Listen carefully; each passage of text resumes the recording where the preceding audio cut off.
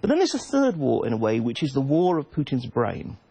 I think in many ways, Putin invaded Ukraine because he clearly totally misunderstood the nature of this country.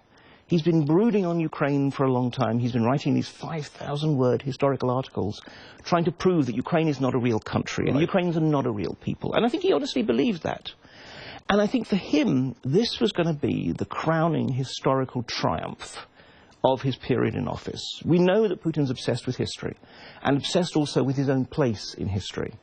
And I think this was it. He thought that this was going to be easy. He thought that basically the Russians would roll in, the state would collapse, Putin could appoint his own sort of proxy government, and then he'd have the set. Because Belarus is already pretty much now a Russian dependency.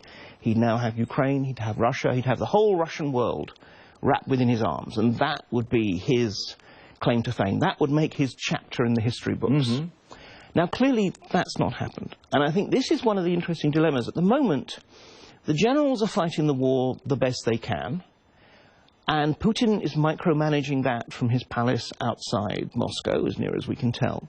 But what we don't know, really, is how Putin is thinking about this, how he is kind of trying to get his head around this. And I think we're already beginning to get an answer, though, which is that, in fact, this is not a war with Ukraine. This is a war with the West.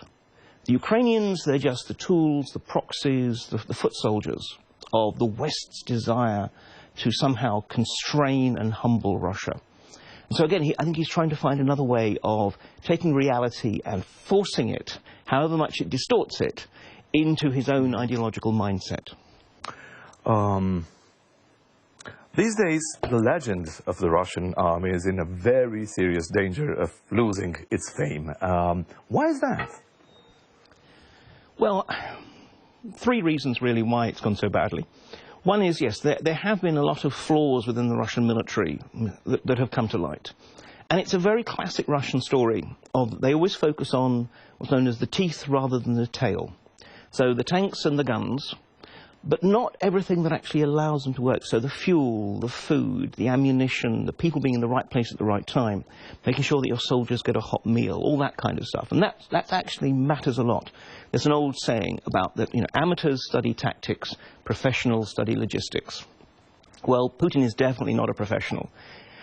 Secondly, is obviously the Ukrainians have demonstrated not just extraordinary determination, but also they clearly have spent the last 8 years thinking very, very carefully about how they would fight Russia. Right. And therefore they've developed some very clever tactics.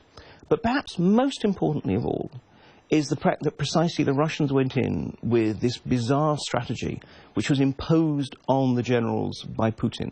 Because he was so sure it was going to be quick and easy. The way the Russians usually fight is very methodical. I mean, they're not necessarily sort of imaginative or whatever, but they know that the generals know their trade. They carefully set up, they make sure they have all the logistics they need. Yep. They launch a massive initial bombardment with aircraft and missiles and so forth, and then they roll in what's called a combined arms offensive. Well, what happened in this case? There was very little preparation. Most of the generals didn't even know there was going to be an invasion until days or maybe a week before the war. And we know that because we've got intercepted calls and so forth. There wasn't therefore the preparation because Putin was sure 2 weeks and it was all going to be over. So you don't need to go through the effort of having proper stocks. They didn't have a massive bombardment, again, because Putin thought Ukraine was going to be his. Why trash what is going to be your own property? And then this half-hearted initial invasion. So, I mean, again, I could go on, but the main thing is this, I think, because Putin had clearly decided that he had understood what was going to happen. He, and not the generals, determined the battle plan. And therefore the Russian army did not fight the way it trains and prepares and is used to fighting.